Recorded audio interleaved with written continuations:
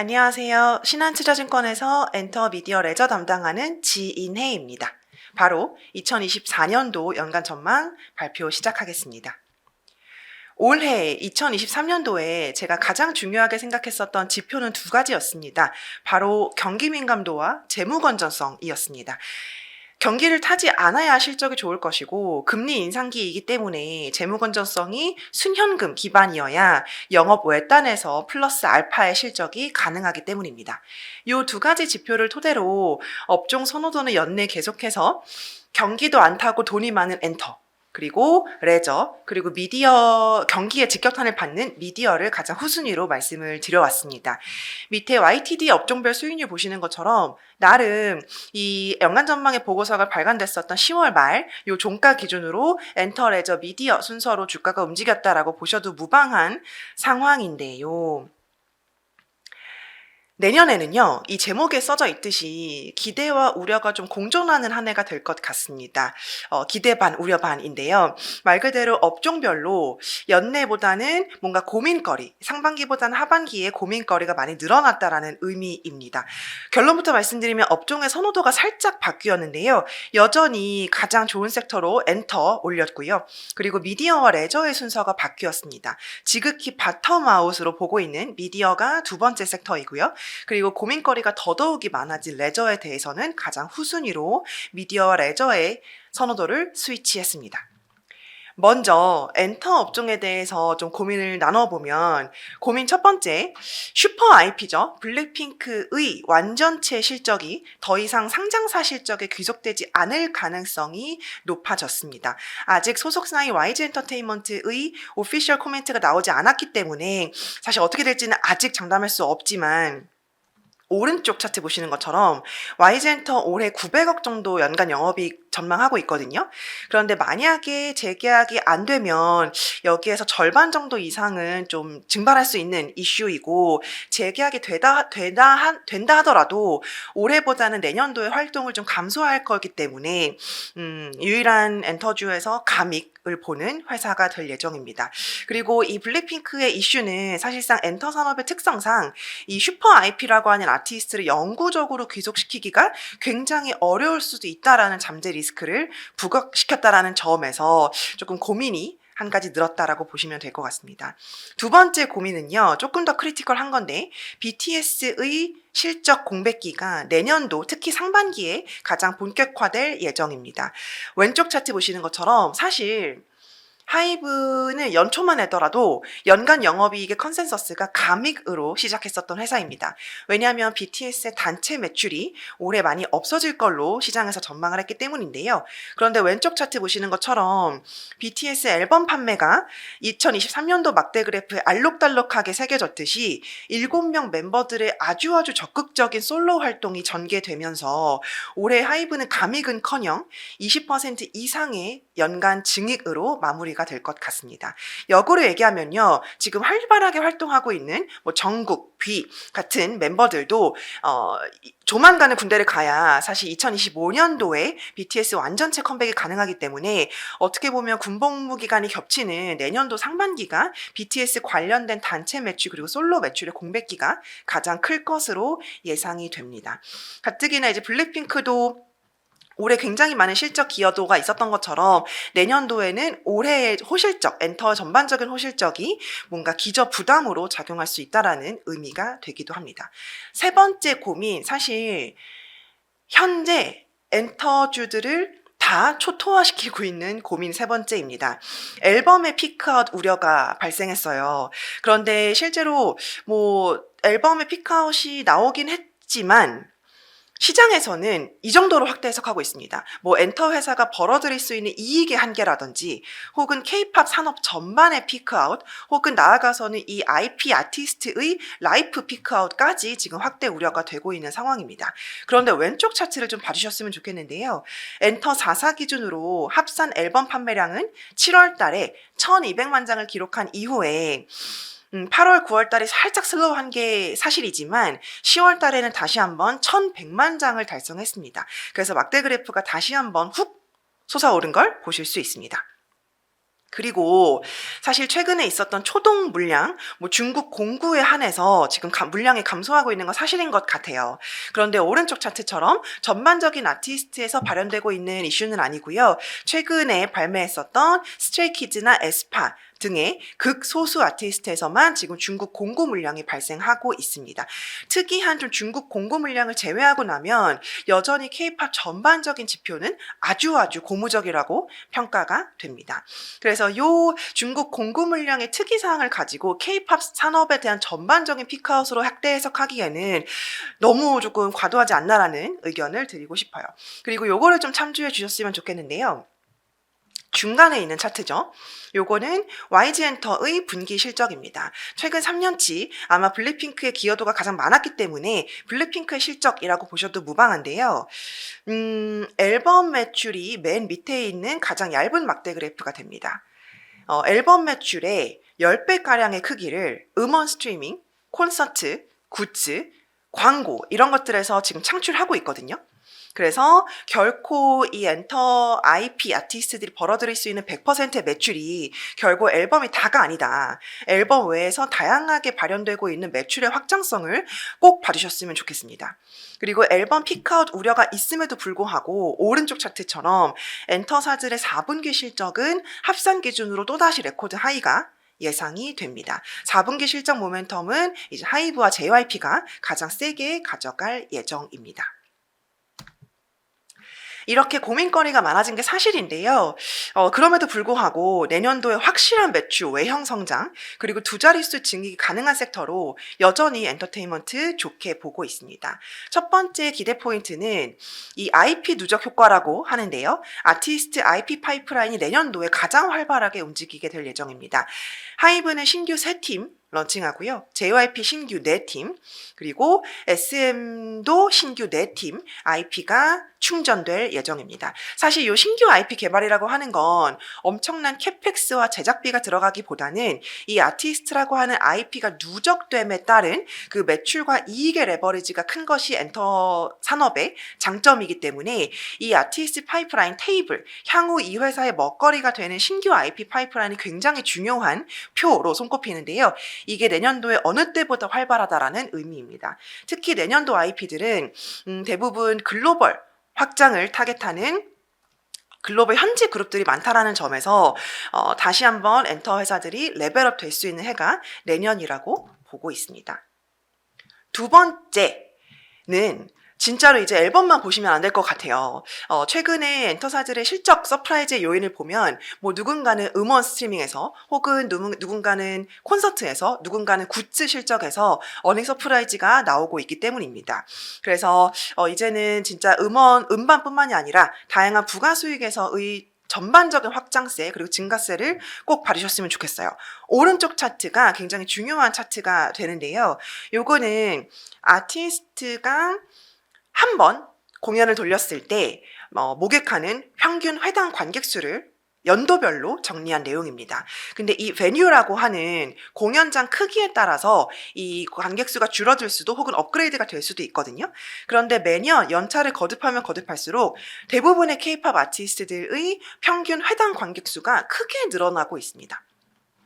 요 말은 한 번 콘서트를 돌렸을 때 이렇게 많은 인원을 목격할 수 있다는 건 덩달아 따라오는 부가 수익 같은 것들, 뭐 2차 굿즈 수익 같은 것들 훨씬 더 많아질 수 있다는 의미이기 때문에 이제는 앨범은 제가 보고서에 표현하고 있는 단어이지만 방석과도 같은 것 같아요. 일단 이제 깔고 가는 돈이라고 하는 앨범은 방석과 같은 매출이고요. 이와 함께 반드시 같이 커져가는 음원, 콘서트, 굿즈 같은 2차적인 부가수익의 매출 확장성을 본격적으로 확인할 때라고 보고 있습니다.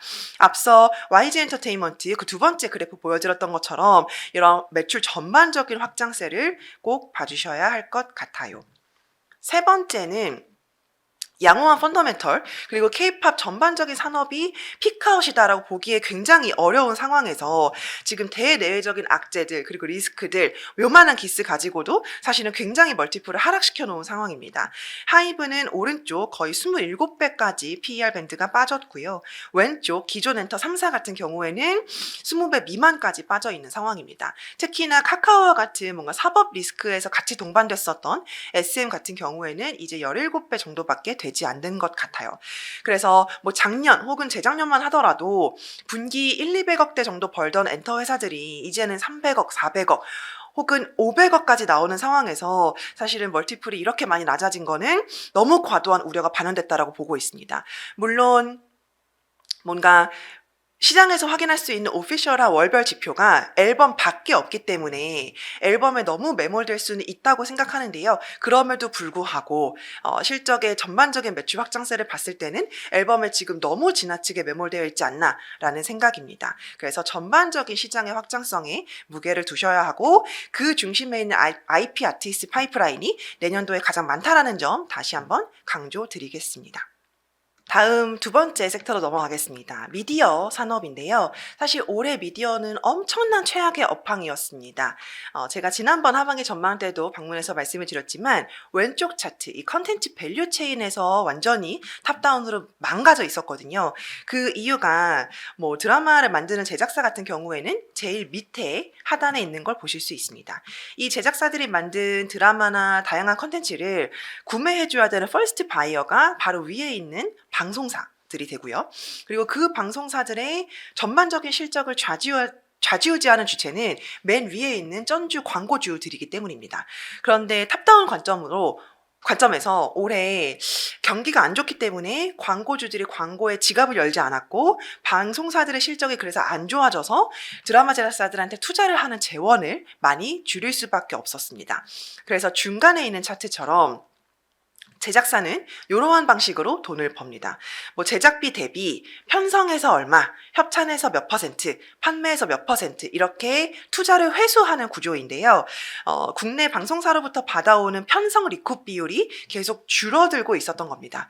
그래서 뭐 넷플릭스나 디즈니 플러스 같은 해외 판권 판매는 여전히 리쿱 비율이 나름 올라가고 있었지만 이거를 국내 방송사에서 탑다운 경기 영향으로 국내 방송사에서 받아오는 제작비의 보전 비율이 낮아졌던 거죠. 그래서 어떤 이슈까지 동반했냐면 맨 오른쪽 차트 제작은 다 했는데 오매불망 아직 편성을 받지 못한 미편성 드라마 재고들이 맨 오른쪽 막대 그래프처럼 거의 연간 캐파만큼 잔존하고 있는 상황입니다. 그래서 이럴 정도로 미디어 전반적인 산업이 굉장히 안 좋았다라고 보시면 될 것 같아요. 그런데 뭐 미디어의 전반적인 키워드는요. 기저, 수급, 턴어라운드입니다. 모든 산업의 환경이 올해보다 내년에 더 악화되기도 굉장히 힘들다라는 톤이고요. 실제로 왼쪽 차트 보시는 것처럼 매체별 KAI라고 하는 광고 경기 전망 지수를 봐주시면 굉장히 예전에 좋았었던 온라인 모바일 광고보다는 점진적으로 TV 향의 매체로 지금 많이 광고가 편성되고 있는 상황입니다. 특히 내년에는 대형 이벤트 이슈가 있죠.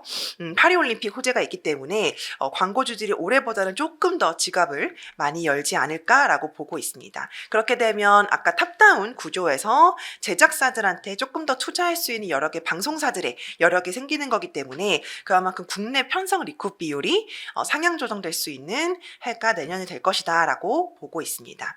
그런데 사실 제작사들뿐만이 아니라 과거 미디어 대장주였다고 하면 CJ ENM 같은 기업들이 있는데요.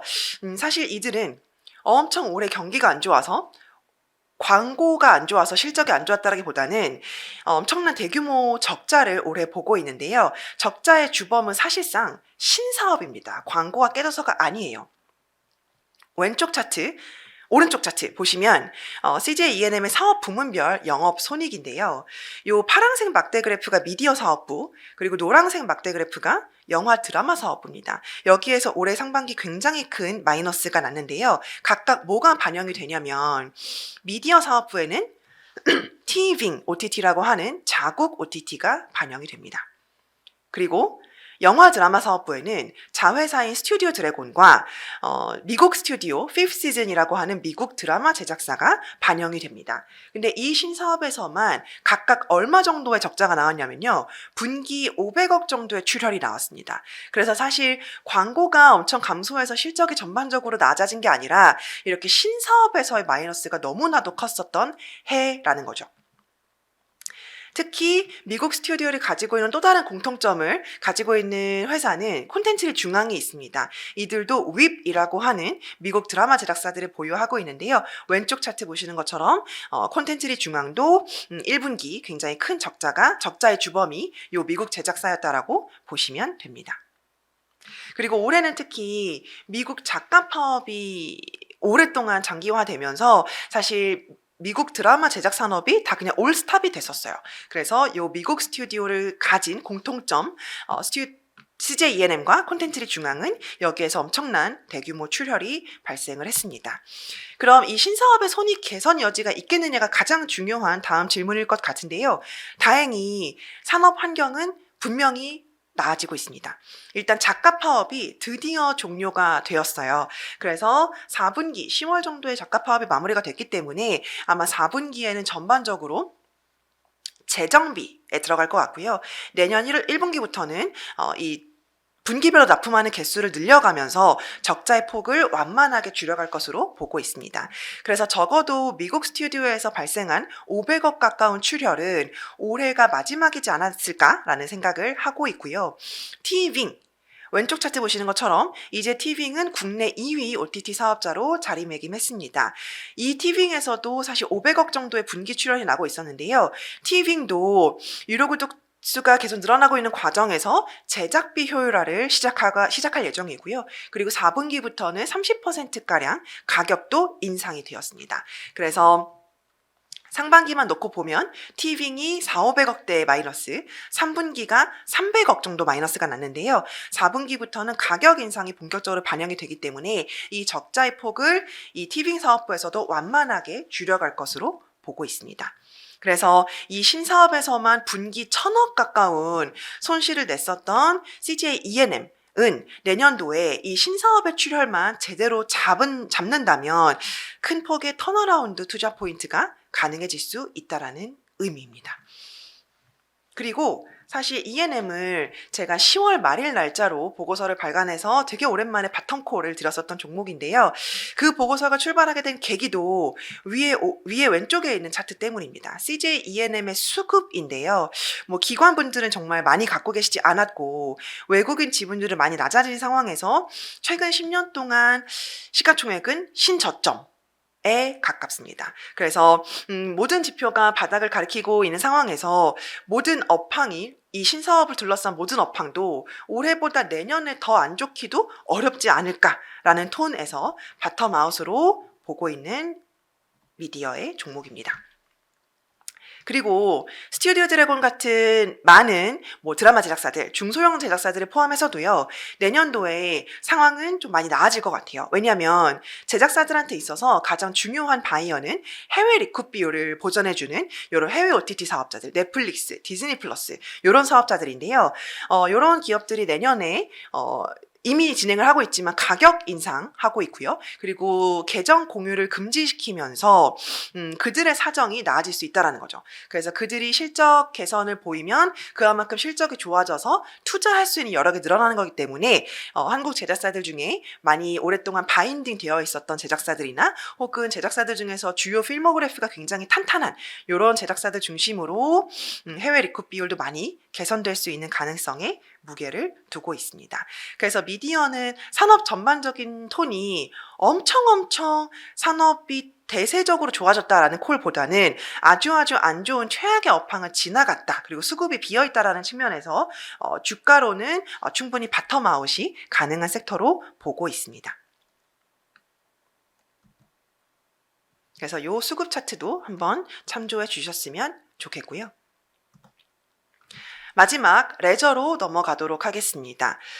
레저는 사실 파라다이스 같은 기업들의 역대급 호실적이 3분기에 나왔었거든요. 그래서 엄청 실적도 좋았고, 사실 요 4개 그래프 보시는 것처럼 매월 나오는 GK가 파라다이스의 실적도 굉장히 고무적이에요. 일본 VIP 드랍, 중국 VIP 드랍, 기타 VIP 드랍, 메스 드랍 모두 다 완만하게 회복이 되고 있기 때문입니다.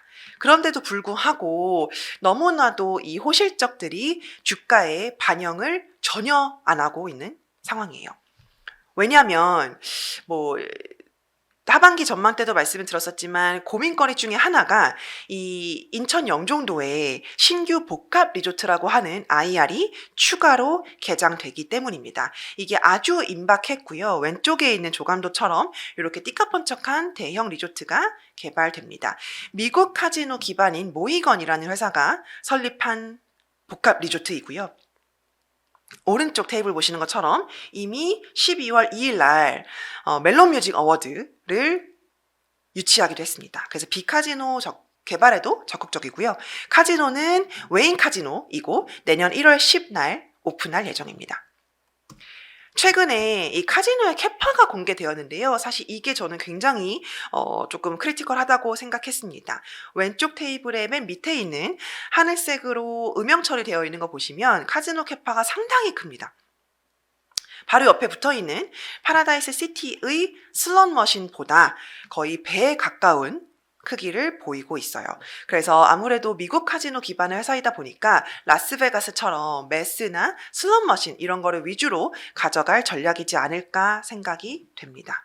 그래서 저는 사실 장기적으로는 파라다이스 시티 혼자 덩그러니 인천 영종도에 있는 것보다는 이렇게 다양한 IR들이 들어와서 뭔가 클러스터 효과, 집객 효과 이런 것들이 발현되는 게 더 좋다라고 보지만 단기적으로는 어쩔 수 없이 시장에서는 이 인스파이어라는 IR이 들어왔을 때 파라다이스가 잘 버틸 수 있겠느냐, 즉 다시 말해서 마케팅 비용을 많이 늘리지 않을까, 그리고 단기적으로 홀드율이 많이 저하되지 않을까 하는 우려를 하실 수밖에 없는 것 같아요. 그래서 일단 내년 1월 달에 카지노가 추가로 공급이 되는 거기 때문에 매월 발표되는 이런 드랍백 차트들을 시장에서는 훨씬 더 엄격한 잣대로 평가를 하시지 않을까 생각이 됩니다. 그래서 일단은 좀 걱정거리가 더 커진 상황이고, 캐파를 봤을 때. 그리고 두 번째는요, 리오프닝 효과가 무색할 정도로 전반적인 카지노 주가들이 좋지 않습니다. 특히 아시아 쪽의 카지노 주가들이 좋지 않아요. 이유는요, 우측 하단에 있듯이 제일 핵심 쩐주라고 보는 중국 VVIP들이 전혀 돌아오지 않고 있습니다. 이 지표는 마카오의 카지노 지표를 VIP와 매스로 구분해 본 건데요. 매스는 보시는 것처럼 즉각적인 리바운드를 보여주고 있습니다. 그런데 VIP는 너무 회복세가 거의 더딘 상황이에요. 그래서 거의 리오프닝 효과가 없을 정도로 회복이 없는 상황이고요. 밑에 왼쪽에 봐주시면 싱가포르의 가장 대표적인 카지노 회사죠. 마리나 베이 샌즈의 롤링 숫자입니다. 롤링이라고 하는 건 정켓을 의미하기 때문에 VVIP의 숫자라고 보셔도 무방한데요. 요 VVIP 숫자는 이미 QOQ로 전체 매출액이 꺾이고 있습니다. 반면에 마리나 베이 샌즈의 오른쪽 넌 롤링이라고 하는 매스 숫자는 계속 우상향을 하고 있죠. 그래서 뭔가 매스들은 코로나가 끝났고 리오프닝이 시작되면서 해외여행도 많이 가고 뭔가 이런 유흥시설에 돈을 많이 쓰고 있지만 오히려 가장 핵심 전주, 이 아시아 카지노에서 가장 중심이 되는 중국 VVIP들이 전혀 지금 빠져나오지 않고 있습니다. 이유는 뭘까를 보면요, 전반적인 경기는 아닌 것 같아요. 사실 VIP들은 돈이 굉장히 많기 때문에 전반적인 경기를 타진 않지만 딱 하나, 부동산 경기에는 굉장히 민감하다고 보고 있습니다. 중간 차트 보시면 마카오의 VIP YY 드랍 차트와 부동산 가격의 YY 차트 보시면 정말 똑같이 움직이거든요. 그래서 정말 돈이 많은 VVIP들은 부동산을 기반으로 부를 많이 축적했기 때문에 그들의 자산 가치가, 부동산 가치가 하락하면 그만큼 유흥에 쓰는 씀씀이가 줄어들 수밖에 없는 거죠. 그래서 맨 오른쪽에 마카오의 매스 숫자와 부동산 가격을 그려보면 사실 그렇게 상관관계가 높지 않은데요. 특히 중간 차트 VIP와 그려봤을 때 아주 큰 상관관계가 일어나고 있습니다. 그래서 마카오 카지노 실적의 핵심은 중국 VVIP들인데 VVIP들이 약세를 보이고 있어서 지금 마카오 카지노의 실적도 크게 개선되진 않는, 그래서 주가가 그닥인 모습입니다. 그런데 사실 우리나라 카지노는 살짝 억울해요. 왜냐하면 왼쪽에 GK가 파라다이스의 중국 VIP 드랍 차트 보시는 것처럼 이들의 VIP 숫자는 나쁘지 않거든요. 매월 중국 숫자가 커지고 있고 회복률도 빨라지고 있습니다. 그 이유는 우리나라로 유입되는 중국 VIP들은 마카오 기준으로는 프리미엄 매스에 불과한 고객들이 많거든요. 그래서 정말 부동산 경기와 동행해서 씀씀이를 줄이고 있는 중국 VVIP들은 우리나라에 사실상 많이 오지 않는다라고 보시면 됩니다. 그래서 지금 GK가 파라다이스에 유입되는 중국 VIP 숫자는 확실히 리오프닝, 이연 수요로 지금 빠르게 회복을 하고 있습니다. 그래서 사실 같은 이슈로 주가가 동조화돼서 빠지는 거는 매우 억울하지만요. 어쩔 수 없이 아쉬운 건 오른쪽 차트, 글로벌 전반적인 카지노 피어의 멀티플 하향인 것 같습니다. 마카오보다 지금 한국 카지노가 비싸 보이는 상황이고요. 미국보다도 그렇고 기타 아시아는 굉장히 많이 싸진 상황입니다. 그래서 파라다이스는 특히 영업이익은 굉장히 좋지만 이자 비용을 많이 써서 순이익이 굉장히 얇은 회사예요. 그래서 파라다이스는 오히려 순이익 기반의 PER, 멀티플로 봤을 때는 다른 회사들보다 혹은 마카오 카지노 기업들보다 비싸 보이는 상황입니다.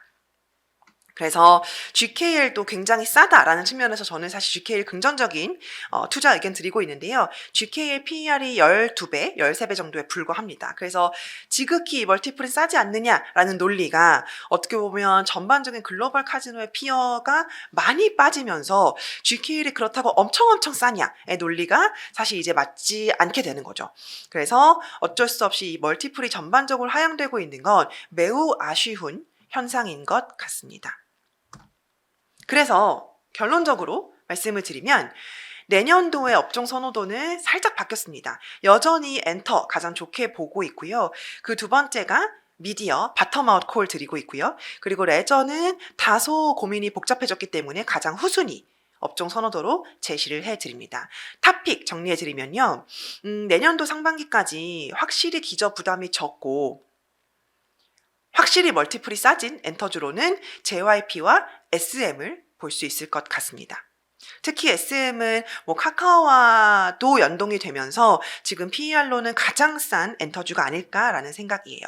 그리고 4분기 실적 모멘텀은 JYP와 하이브가 가장 세기 때문에 JYP는 멀티플도 싸고 4분기 조만간 반영될 호실적 모멘텀도 살아있다고 말씀드립니다. 하이브는요, 상대적으로 내년 6월 달에 진이라는 멤버의 제대를 시작으로 뭔가 BTS의 완전체 컴백 모멘텀을 2025년도에 기대할 수 있기 때문에 내년도 상반기보다는 하반기에 시장에서 인기를 많이 받을 종목이지 않을까 보고 있습니다. 그래서 내년도 상반기까지는 JYP, SM, 그리고 내년 하반기부터는 하이브로 추천을 드리고자 합니다. 그리고 미디어에서는요, 과거 대장주 CJ ENM 가장 큰 투자 포인트로는 턴어라운드 말씀을 드리고 있고요. 올해보다 전반적인 산업이 더 나빠지기도 어렵고 티빙과 피프th 시즌의 손실은 분명히 손실 개선되는 적자폭 축소 방향으로 흘러갈 예정입니다.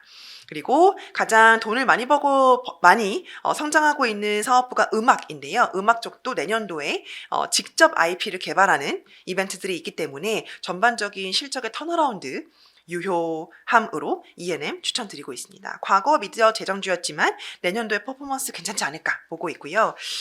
전반적으로 미디어는 대장주 추천을 드리고 있어요. 드래곤도 해외 OTT 리쿠 비율의 상향 조정에 가장 큰 수혜주죠. 넷플릭스나 디즈니 플러스 같은 큰 OTT 기업들과 바인딩이 아주 오랫동안 되어 왔고 주요 필모그래피도 굉장히 탄탄하기 때문에 스튜디오 드래곤 같은 미디어 순수 제작사들 중에 대형사 추천을 드립니다. 그리고 레저 쪽에서는요, 조금 아까 말씀드린 두 가지 리스크, 인천 영종도에서도 사이트가 없고 그리고 중국 VVIP의 훼손 우려에서도 거리가 먼 GKL 추천을 드리고 있고, 거기에서 그래도 아까 보셨던 것처럼 세 번째 멀티플이 그래도 가장 싸다라는 측면에서 레저 업종에서는 조금 선별적인 접근으로 GKL 말씀을 드리겠습니다. 그럼 이상으로 2024년도 엔터미디어 레저 산업 전망 발표 마치겠습니다. 감사합니다.